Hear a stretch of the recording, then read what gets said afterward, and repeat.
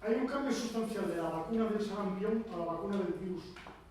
Sí, pero en cuanto No, que pero, no llega, en cuanto que pero su es objetivo primario importante. no llega. Está diciendo asumiendo que tiene... Estoy aprovechando. Sí. También aprovecho tu fuerza, esto es como el judo. Sí, entonces yo, ahora entro aquí ya. Claro, sí, no, hay un aspecto que no he sacado, que estaba esperando alguna pregunta inteligente de ese estilo. Hay algunas vacunas que podemos considerar, traigo la lista para que no se me olvide, sistemáticas, universales, exigibles moralmente, y en algunos países, que son difteria, parotiditis, rubeola, sarampión, tétanos, tosferina. Difteria, parotiditis, rubeola, sarampión, tétanos, tosferina. Hay otras que son también esenciales, que son también sistemáticas, pero no son para todos. Por ejemplo, para la encefalitis japonesa. Cuando dices encefalitis japonesa suena a una cosa, eso lo estudié yo con letra pequeña. Acabamos de tener un caso ahí, en Tailandia, un español, que finalmente ha terminado en el clínico fatal. ¿De acuerdo? Fiebre amarilla, rabia, o sea que hay algunas que son esenciales, pero hepatitis se emplea en algunos casos. Y luego hay vacunas otras, que de ninguna manera podemos considerar esenciales ni sistemáticas. Y es muy importante no mezclarlas en la discusión. Y no es una crítica, que estoy aprovechando. Porque las sistemáticas esenciales, sean universales o sean particulares, se refieren a dos principios éticos públicos, que son justicia y no maleficencia. Los principios éticos públicos son los que se refieren a la sociedad. El principio de justicia se refiere a equidad. Equidad son dos cosas: equidad horizontal, dar lo mismo a quien necesita lo mismo, y equidad vertical, dar más a quien necesita más. Ningún sistema cumple con la equidad. Pero las vacunas esenciales se refieren al aspecto de justicia. Tú tienes que llevarlo donde más se necesita. Donde tener un hijo con polio sea más cruel. Y eso es entre los pobres. Y el segundo principio ético que tienen que tener las vacunas esenciales universales es el principio ético de no maleficencia, que no puedes hacer daño, Tienes que tener una seguridad absoluta que lo que estás recomendando no hace daño. ¿La vacuna de la polio hace daño? Sí. Voy a preguntar. En su opinión, ¿en qué tanto, qué 1 por millón se produce en la primera dosis de la polio oral para desinflación? Lo que acabas de decir, cada 2 millones. ¿Uno cada cuánto? Cada 2 millones. ¡Muy bien! ¡Wow! Es una buena clase, lo que pasa que es tímida. Por eso no habéis intervenido en el debate. Sí, 1 por 2 millones. En la segunda dosis disminuye, es 1 por 8. Pero quiero decir que, claro, en el sarampión hay una encefalitis por 1000 cuando hay sarampión espontáneo. O sea que de cada 1000 hay uno que tiene encefalitis.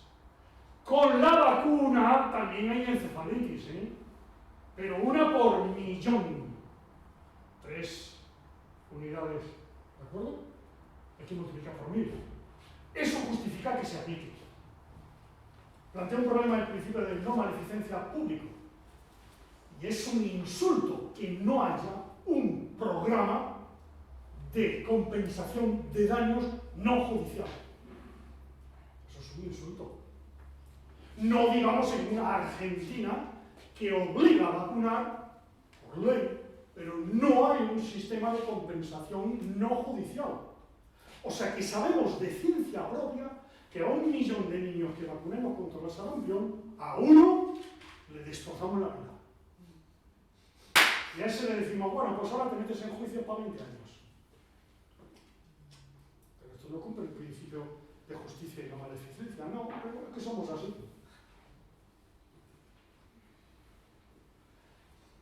Las otras vacunas, con las que hemos perdido la virginidad, porque claro, nos hemos vuelto resaliados, la vacuna del virus del papiloma humano, de la gripe, del limococo, de la varicela,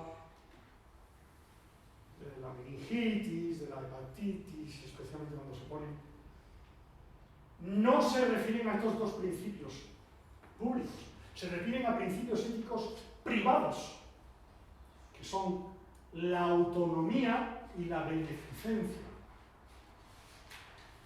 La vacuna de la gripe no vale para nada, pero igual que creo en la Virgen de Lourdes, pues creo en la vacuna, y usted me la pone. Bueno, yo le diría, usted va a Lourdes con su dinero, ¿no? Pues se pone la vacuna con su dinero, de la gripe. Pero estamos hablando de autonomía. Yo acepto, y estamos hablando de beneficencia. Tiene que ser muy benéfico, tiene que hacer mucho bien esa vacuna. La vacuna del biopapiloma humano, no. Pero no conviene confundirlo en el debate. El otro día teníamos un debate en una yo estoy en muchas listas. Sí, bueno. Claro, yo estoy en muchas listas, claro, aprendo muchísimo. La gente me enseña. Estoy en listas internacionales por ahí, del British Medical Journal, canadienses, en fin, listas rarísimas. Las que se están debatiendo continuamente, con lo cual muchas veces cuando luego me sacan el argumento en vez de pero ¡wow! Esto me la sé, me contento. Estábamos debatiendo en concreto la polio. Y alguien de lo mejor que tenemos en España se equivocó y me dijo que no pasaba nada porque la OMS, tan peligrosa en Europa como en el resto del mundo, la OPS, la PAHO, es tóxica en América del Sur. Por si me están grabando, lo repito. La PAHO, la OPS, es tóxica, peligrosísima, y le pasaría como con los médicos si desaparecieran, que probablemente había menos mortalidad. Pues dijo que, bueno, pues que había derecho a crear expectativa a la OMS con la erradicación de la polio, de la misma manera que Lutero King, en sus discursos, incrementaba las expectativas de los negros acerca de una vida igual, sin segregación. Eso es una metedura de pata. Porque lo que defendía Lutero King son derechos humanos de primera generación, derechos civiles políticos, que no se pueden negar a nadie, ni tú puedes cerrarlos. Y las vacunas se refieren a derechos de segunda generación económicos, culturales, de salud, que no son lo mismo. No podemos tener la discusión cuando mezclamos, ¿se comprende? Y ese tipo de confusión existe de continuo en los debates de vacuna, cuando va a perder oportunidades.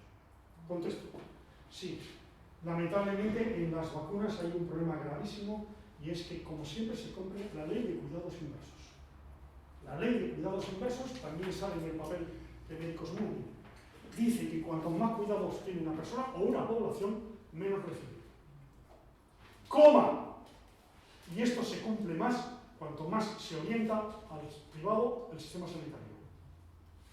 O sea que una consecuencia de la privatización de Madrid es que se cumplirá más la ley de cuidados inversos. Inevitablemente. El que la escribió, por cierto, lo podéis ver en una película. Hay que ir al cine, que no solo es sexo la vida. Hay que ir al cine y leer libros. Sí, la están echando desde Ken Loach. La película de Ken Loach que están echando sobre la historia de National Health Service entrevista a Julian Tudor, un médico rural, que lo publicó en el Lancet, un articulazo. Sí, se cumple también con los demás. Y los cumplimos nosotros, porque yo, claro, hago preguntas que siempre revientan un poco. Pregunté tanto en Granada como en Sevilla si podían darme, porque yo hago esas cosas, yo escribo a los autores, yo escribo. Tú escribes al Departamento de Salud de Nueva Zelanda y te contestan. Pero tú el que te inhibes. Nosotros estuvimos estudiando el finasteride. El finasteride que se emplea para la próstata, que produce cáncer de próstata, ya lo sabíamos. Entonces, queríamos poner de ejemplo a Australia, que nunca lo había admitido. Escribimos a la Comisión de Farmacia de Australia si seguían sin financiar el finasteridina. Realmente nos contestaron. No lo seguimos financiando, muchísimas gracias por su pregunta. Faltaría más. O sea, que la gente te contesta. A veces tardan, yo he hecho alguna pregunta a la Comisión Europea que han tardado 2 meses porque tenían que recopilar los datos, pero cuando han dado un archivo, entonces si tú lo pides, yo pedí en España esas cosas tontas.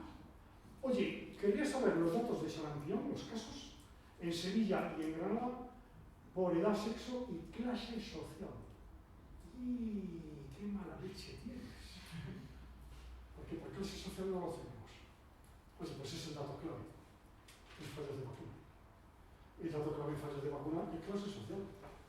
Hombre, lo que se pudo hacer en Sevilla que fue poner los casos en su código postal. Hay códigos postales que son peligrosísimos para la salud. Porque conlleva que tienes sarampión, que no sé qué tendrá eso. La pobreza es contagiosa y transmisible. De hecho, una de las consecuencias de las políticas que estamos sufriendo en España es que cada vez la pobreza va a ser más transmisible intergeneracionalmente. Unas políticas que favorecen la equidad disminuyen la contagiosidad de la pobreza, especialmente la transmisión intergeneracional. Mi padre fue pobre, pero yo no. Con las nuevas políticas será cada vez más cierto, mi padre fue rico, yo no. Y mi padre fue pobre, yo también. Y mi hijo también será pobre. El ejemplo es Estados Unidos, donde el cambio de clase social es casi imposible. ¿Por qué? Porque las escuelas de los niños empiezan a ser como las de España. Una mierda, las públicas. Claro, sí, alguien con un genio, alguien con una escultura, alguien con unos músculos, sale de la clase pobre. Pero eso es uno por millón. Los otros están condenados a ser pobres, por generaciones. Eso está aumentando en España, ¿eh? Así que a la pregunta que os ha hecho Juan Oliva, de si la pobreza es contagiosa y se transmite, sí. La respuesta es sí. Podéis buscar datos sobre ello, pero es un debate internacional que está claro en este momento, ¿eh? Muy interesante. Las cosas de salud pública son preciosas. Bueno, yo me entusiasmo con cualquier cosa, ¿eh? Eso es muy entusiasmo. El entusiasmo, vivo entusiasmado. Un amigo nuestro dice que yo cuando nací me caí en una marmita como Lawrence de anfetaminas. Y digo, ¿sabes por qué no de cocaína? Y caerme, pues debe ser verdad, pero he llegado a los 64 años muy feliz y por esta noche pues estaré encantado porque ahora estoy haciendo sentido. Más preguntas. Pero se entiende cómo me salto. Ayer estoy viendo una televisión a entrevistarme en casa. Porque yo no voy a las televisiones, pero vinieron. Hispan TV, que transmite solo en español a América Latina. Y ese programa en concreto lo paga el dinero de Yang. Tío, sí. Y yo pregunté, ¿pero vosotros vais a cobrar por esto a la gente por verlo? No, bueno, entonces es gratis. Pero es dinero de Yang. Pregunta.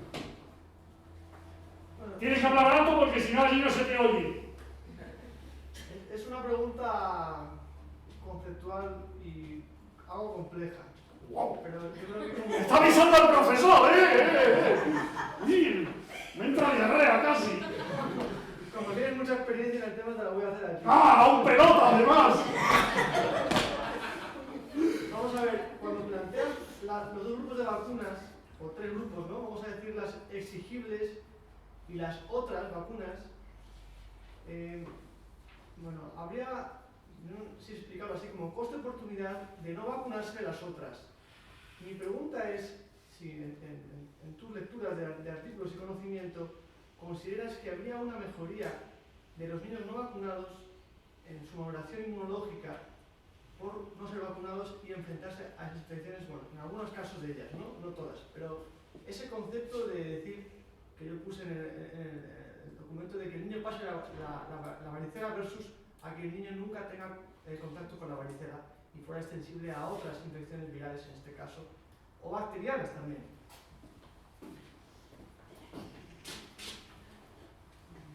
¡Hombre, para alumnos excepcionales, premio! La respuesta es crudelísima. Y no voy por varicela. Los mejores datos se acaban de publicar. Lo he puesto... ¿Quién me sigue en Facebook, Twitter o...?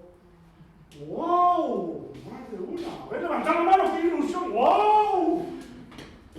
Caramba. Lo he puesto, ¿eh? Es brutal. Vosotros sabéis que hay un cinturón protestante en Holanda. En salud pública os lo enseñarán porque es un cinturón muy interesante en salud pública. Se llama cinturón protestante en Holanda porque son unos protestantes que tienen una especie geográficamente de cinturón que son radicales en contra de las intervenciones médicas, incluyendo las vacunas. Eso que se encuentra, ¿eh? Tú pones Protestant Bell, vaccines, y te sale un montón, hay un montón de estudios. Bueno, un estudio muy bonito hecho últimamente, ¿eh? Con el problema que estamos teniendo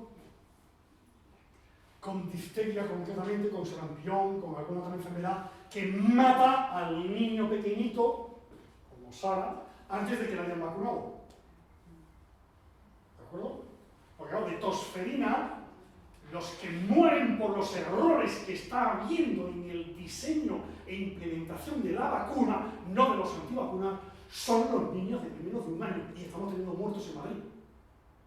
O sea, que están muriendo porque no tenemos una buena política de vacunas de tosferina, niños de menos de un año en Madrid. Y todo lo que sale en los periódicos son antivacunas. Usted es idiota. A usted le están engañando y usted se deja. Porque las represiones van para arriba. Es brutal. Porque lo que hicieron fue, vale, las mujeres transmiten durante el embarazo y especialmente por la leche anticuerpos a los niños, que son los que hacen que no se nos mueran de pequeñitos porque tienen anticuerpos que les transmiten la madre. ¿Quién tiene más anticuerpos? ¿Las embarazadas vacunadas fuera del cinturón de los protestantes o las mujeres protestantes del cinturón que no se han vacunado? ¿Y alguien adivina la respuesta? Las madres no vacunadas. Como comunidad, esa tribu, si hablamos en sentido prehistórico, está sacrificando a algunos miembros adolescentes que sufren enfermedad para proteger en conjunto más eficazmente que nosotros a la tribu. Luego eso obliga a una reflexión. ¿O no obliga a una reflexión? No, eso es una locura. Eso no es una locura. Habrá que pensar. Porque la vacuna de la varicela, y ahora vuelvo a la varicela, produce inmunidad temporal. Mientras que la infección por la varicela produce inmunidad de por vida. Y produce exactamente el mismo problema el sarampión. Y esto lo discutí como alumno, yo soy alumno como vosotros, ¿eh? Yo en el 84 estuve en la Johns Hopkins, yo era alumno, y entonces empezaba con la vacuna de la varicela, del sarampión. Y yo levanté la mano, y en mi mal inglés, que sigue siendo muy malo, aunque no clase aquí, dije, eso es una bomba de tiempo. Time bomb, se dice en inglés. La vacuna del sarampión, obviamente. Ahora, en Argentina, en Brasil, en Chile, están muy contentos porque no tienen sarampión, mientras que en Europa, por los antivacunas, tienen sarampión. Entonces, cuando van por ejemplo, a la Olimpiada en Londres, se les avisa, tengan ustedes cuidado porque van a un medio ambiente primitivo en el que hay sarampión. ¿De acuerdo? Se dio instrucciones por escrito a los argentinos. Ya. En Argentina todavía no han cumplido 20-30 años del sarampión. Cuando cumplan 20-30 años empezarán a tener los problemas. Porque es cuando se desvanece la inmunología. Cuando disminuye el número de anticuerpos. Así que menos... Y tenemos el mismo problema con la varicela. El problema de la varicela es todavía más interesante. El problema de la varicela lo hemos tratado en la REA. Hay muchas organizaciones. Aquí ha salido Javier Padilla, ha salido Vicente Baos. Hay gente que se está muriendo, ¿eh? Esto no es como pretenden las 4 sociedades científico-industriales. No, hay mucha más gente. Hay una red de gente loca, también sin dinero ninguno, que es la Red Española de Atención Primaria.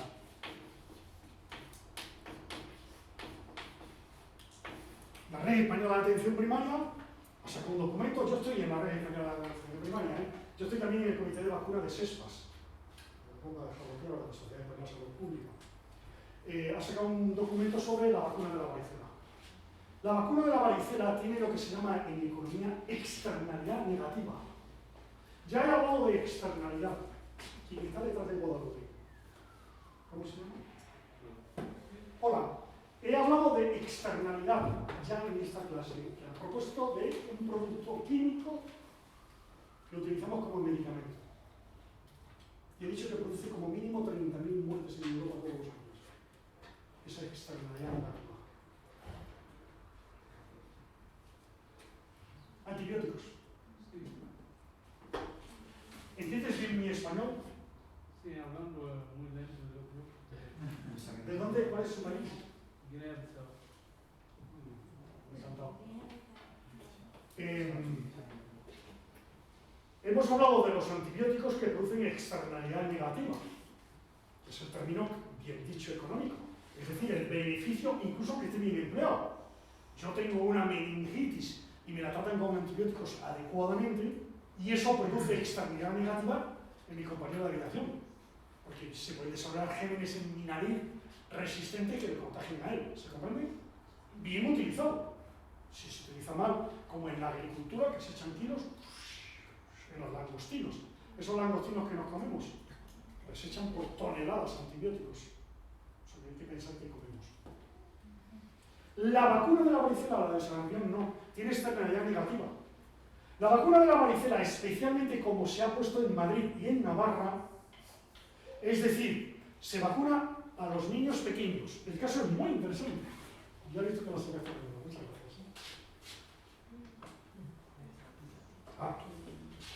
Esto le llaman cantidades homeopáticas. Deben de pensar que estoy también a favor de la homeopatía y me dejan tiza en cantidades homeopáticas. No sé qué.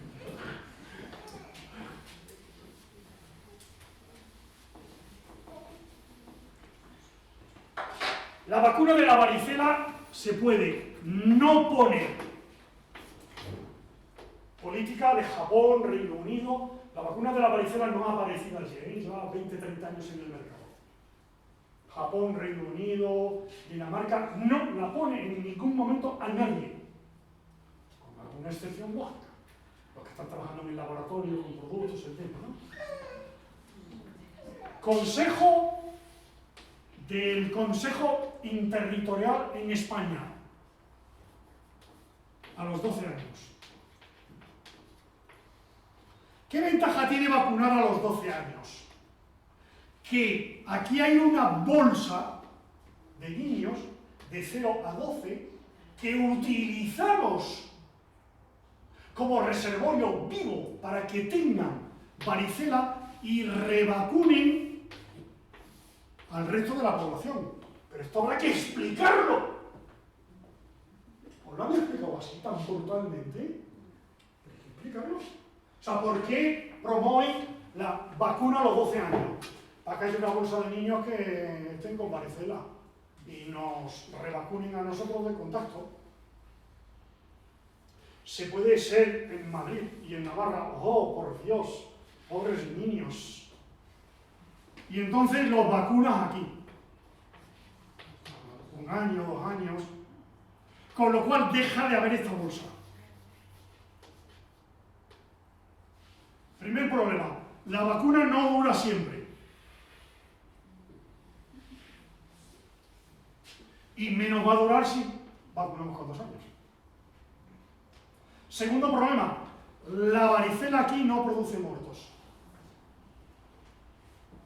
Los niños pequeños, todo pediatra te cuentan, vi un niño, sí, hombre, claro, yo también he visto, yo te voy a contar las cosas que he visto, ¿vale? Pero no muero. Las muertes por varicela se producen básicamente en jóvenes, adultos y sobre todo embarazadas. Es que las feministas no se enteran de esto, porque las que van a morir cuando no se revacunen espontáneamente van a ser embarazadas. La embarazada con varicela muere. De hecho, en el Reino Unido, que andan más espabilados y no vacuna, hay un libro que se llama Green Book, actualizado a septiembre, sobre varicela, qué hacer. Y explica lo que hay que hacer en el caso de la varicela que tiene un contacto significativo. ¿Qué significa contacto significativo? Léelo. Pero claro, hay un plan para qué hacer aquí. Ni la embarazada lo sabe, ni su médico, ni la enfermera. Le dirán esa tontería de no coma jamón. sin fundamento científico. Le harán una ecografía, 2, 3, le meterán el dedo, le harán estafilococo beta hemolítico, todo sin fundamento científico. Pero decirle si tiene un contacto significativo con varicela, eso no. En el Green Book está clarísimo que hay que hacer. Porque sí, Leandro, el problema es que si vacunamos aquí, como está haciendo Madrid, tiene una externalidad negativa. Y es que el resto de la población no se va a proteger teniendo ese bolsa de muchos niños con mucha varicela. Y eso tiene implicaciones no solamente en varicela que te mata como adulto y joven, sino en el herpes zóster. Porque el herpes zóster es por la misma virus. Y no tenemos mucha idea, pero el único estudio que está publicado en España demuestra que no han aumentado los ingresos por herpes zóster, excepto en pacientes con otra patología complicada que se han aumentado. Las cosas de las vacunas son muy sutiles. Hay un estudio precioso publicado en Perú, precioso en Perú, que dice, vamos a vacunar a los niños con sarampión. Y vamos a medir la seroconversión. Y demuestra que los niños peruanos tienen menos seroconversión que los niños occidentales. Pero no creemos en la genética, no creemos en el ambiente, no creemos en la nutrición, no creemos en la cultura, no creemos en la evolución. ¿Cómo va a producir el mismo efecto la vacuna del sarampión en el Reino Unido que en Perú? Está como una carga, si lo está suponiendo. Demostrado con números, ¿no? Sabemos muy poco. El ejemplo que yo suelo utilizar es que la vacuna de la hepatitis B produce menos anticuerpos si duermes mal. ¿Lo repito? La vacuna de la hepatitis B produce menos anticuerpos si duermes mal en los días siguientes a la vacunación. Pero a mí me pida esas cosas, pero está publicado, bien. Sabemos muy poco. Entonces, en mi opinión, y lo he puesto por escrito, estamos jugando a aprendices de brujo, ¿eh? Y nos puede pasar lo que con la polio, que aparezca un virus salvaje que va a producir parálisis flácida. Y Europa se está preparando. Si tú entras en el European CDC, ya hay instrucciones europeas de qué hacer con el virus de Israel. ¿Os lo han comentado en clase? Tenéis que pedir en clase que haya toda la semana, como mínimo, una clase de actualidad en salud pública. Porque si no, vuestros padres van a pensar que estáis de putas. Porque nos preguntarán, oye, ¿y eso que ha salido del periódico? Ah, no sé, mamá. Eso hasta dentro de 3 años no te puedo dar mi opinión. Hija, ¿me estás diciendo salud pública o qué te están enseñando, niña? ¿Te estás dedicando a cosas feas? De todas formas, Juan, Mariana, en el propio Ministerio de Sanidad, en la nota que se sacado el 18 de septiembre sobre el tema de Israel, hola, ¿sabes el 18 de septiembre? Lo que decía, o sea, hablaba expresamente ellos de su desconocimiento. No sabemos qué pasa, no sabemos qué pasa en nuestra población y está pasando lo mismo que en Israel porque no se está estudiando las aguas residuales, con lo cual en las poblaciones en las que hay buena cobertura vacunal no se sabe cómo está la población, si hay o no hay reactivación de los virus dentro de esta población y tampoco sabemos qué va a hacer, qué podemos hacer, no sabemos qué vamos a hacer con los viajeros y lo único que podemos decir es que haya precaución y que los médicos estén sensibilizados a que si hay algo que pueda recordarnos el apoyo, se salten con las alarmas, pero aparte de eso, yo creo que lo único que dejen claro es que no tenemos ni idea de qué vamos a hacer ante esta situación y que sí que tenemos que estar atentos porque es un caso de emergencia y que puede haber una reactivación.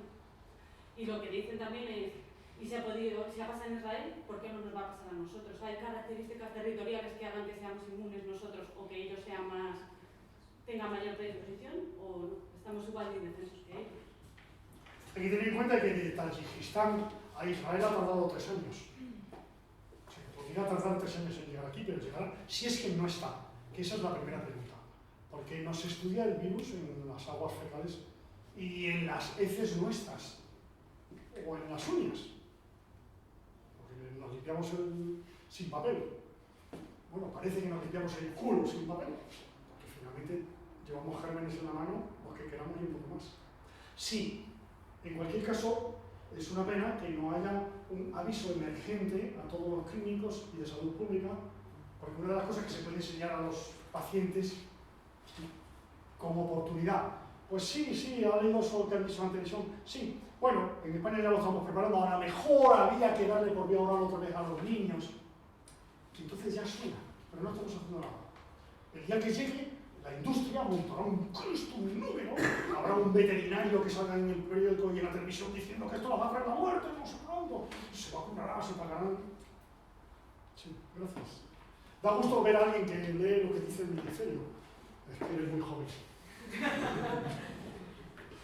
Casi yendo en la misma línea de la pregunta, hay un plan estratégico de la OMS para controlar o erradicar la polio y en estos 3 lugares donde todavía es epidemia, pero en lo que he leído ahí es de que hablan mucho sobre la vacuna oral, pero la monovalente o la que solo tiene contra la cepa 1 o la 3 porque tienen entendido de que la cepa 2 desde el 90 y no sé qué año ya está erradicada, pero dependiendo del lugar geográfico se debe aplicar de una u otra manera. Luego en Israel están con la vacuna oral. Como le comentaba al inicio, en Perú ha habido un brote en 10 años de 6 niños que han presentado la polio, que es lo esperable. Pero el ministerio, en vez de salir y decir eso simple a la población, hay 6 y es algo normal, ha dicho, bueno, vamos a cambiar la estrategia. De ahora en adelante se va a aplicar la vacuna en una nueva vacunación mixta. 2 primeras dosis intramuscular, una tercera vía oral y refuerzo a los 4 y 12 años. Y a la par de esto también hay un artículo colombiano donde estudian el coste de qué significa pasar de la vía oral a la vía inyectable y mencionaba que la vía oral costaba como $500,000, $700,000 y la intramuscular $5 millones, la diferencia era brutal. Y los años de vida, el coste que teníamos por evitar un caso de polio por vacuna oral, si los vacunabas vía intramuscular era de cerca de $2 millones. Entonces, aparte de que no sabemos bien por dónde ir, el hecho de cambiar a una vacuna que también es mucho más cara, ¿quién decide, en base a qué estamos decidiendo? O también ya algo así como, porque depende mucho de lo que diga la OMS y en el caso de Latinoamérica la OPS para que te pongan los planes y te los dicten y los tienes que cumplir. Hay intereses también, o porque no sabemos bien, como he mencionado, qué tenemos, qué no hay. Gracias, Gustavo. Leandro, tu pregunta la dejé en tu pregunta más o menos. Gustavo y Mariela. O sea, cuando no hay respuesta, aún cabe la prudencia. Por ejemplo, nosotros no sabemos cuál va a ser la próxima crisis de salud pública. No sabemos si va a ser de nuevo la contaminación de una carne o el polonio que nos lo suelten, no tenemos ni idea. Pero se puede uno preparar para una crisis de salud pública. Y de hecho, Ildefonso Hernández, que fue el director de salud pública, y yo llevamos un seminario y tenemos una publicación y varias publicaciones sobre cómo prepararse para cualquier crisis de salud pública. Y con el sarampión pasa lo mismo. Si tenemos capacidad de prepararnos. Hay 2 cuestiones en lo que ha sacado Gustavo. Primero, erradicar es una palabra que hay que erradicar. Erradicar es arrancar de raíz.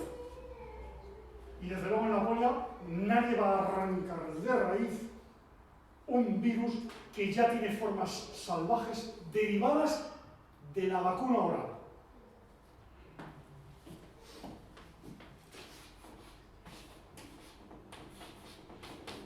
La cepa 2 que existe en el mundo actualmente procede de la vacuna, porque hemos eliminado a la natural.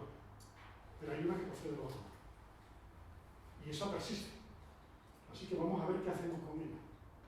Pero no sabemos. Persiste en los intestinos. Tu pregunta, tu comentario estaba muy bien. La inmunidad no es solo la inmunidad es también de las mucosas.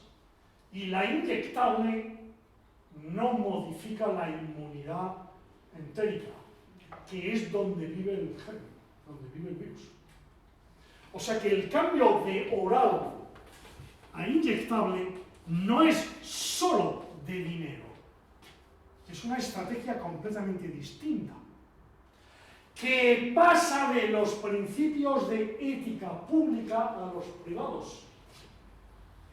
Porque la vacuna inyectable me protege a mí y solo a mí.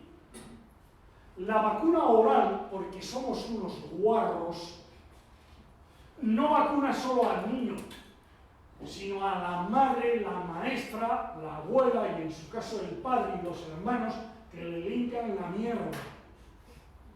Porque no se limpian bien y luego comen y se vacunan con el virus de la vacuna del niño. ¿Hay que decirlo más claro? ¿Se entiende? O sea, que cuando pasamos a la vía inyectable estamos haciendo muchas opciones, no solo precio. Por eso evitar un caso sube a 2 millones. No como piensa la gente, por el coste de la inyección, el desechable. No, por otras consideraciones. Pero esto hay que dejarlo tan claro como yo lo estoy dejando aquí con vosotros. Porque normalmente no te lo aclaran así. Tú vas a una clase actual y enseguida te dicen que ha disminuido, 800.000 había y ahora son 22.000, y te sacan Pakistán y los talibán y Nigeria. El texto que os he mandado, si alguien lo ha leído sobre Pakistán y Nigeria, es muy prudente, muy respetuoso. En Nigeria hay 2 problemas. Uno es cultural. La gente sospecha de alguien que le regale algo. Eso lo ha habido también aquí. O lo ha dicho a los niños, oye niños, si te regalan caramelos en la puerta de la escuela, di que no. ¿O no os han dicho eso vuestros padres? Uy, si me quieren regalar, me ponen la vacuna gratis. Oh, seguro que quieren dejar estériles los norteamericanos o los varones. Claro, es una sospecha cultural muy fuerte. Y además, si lo hace el gobierno de Nigeria, que está machacando a la minoría va a decir, o sea, me restringe libertades, me prohíbe hablar, me prohíbe desplazamiento y de pronto es mi amigo y me trae una vacuna buenísima. ¿Pero por qué? No, la respuesta occidental típica es son antivacunas porque son musulmanes estrictos. Usted es idiota, que es mucho peor que ser cristiano estricto. Que por cierto nos gobiernan los cristianos estrictos. Porque los del Tea Party son cristianos estrictos. Así que ya está bien de cristianos estrictos y musulmanes estrictos. Hay cristianistas. Y nadie dice la palabra cristianista, dice islamista. ¿Y por qué no cristianista? Porque el anterior presidente, no, el otro español, era de los legionarios de Cristo. De ese que en México violaba a los niños. Pues el anterior presidente del PP era de los legionarios de Cristo, un cristianista, que sigue hablando mucho, pero parece que no tiene importancia que sea cristianista. Y si es islamista, pues es otro. Que ya ha salido, alguien mandó la noticia, ¿quién mandó? No. ¿Quién mandó la noticia de El Mundo en el que hablaba de la CIA? ¿De la CIA? Ana, me encantaba. Es bonito poner cara a la gente. Hacer más de derechas. Así más pintada, más. Claro, yo veo a alguien que manda un comentario que viene del Mundo. Pone Ana, que también la imagino pintada, fumando una media muy cara, una falda así roja. Claro, oye, uno tiene imaginación, claro, es que también no estoy muerto. Sí, es tremendo. O sea, tú ves a un criminal, que lo sacan en la primera página, diciendo el criminal y sus asesores viendo cómo matan a otro criminal. Y resulta que el criminal es premio Nobel de la Paz. Y viene a nuestro país y nadie lo detiene. Ordenan matar en vivo y en directo sin juicio a una persona. Y no hay una condena moral que lo borre. Estoy hablando de Obama, por si dijera alguna duda. Pero cuando hizo eso, no mató a un criminal si lo era, sino mató a muchos niños que estaban muriendo porque se rechazan las vacunas. Esto no es teoría conspiranoica. Claro, yo no creo en la teoría conspiranoica. Por ejemplo, me llevo muy bien con Teresa Forcades, que es una médico, que es monja en Poblet. Me llevo muy bien con ella, nos conocemos personalmente. En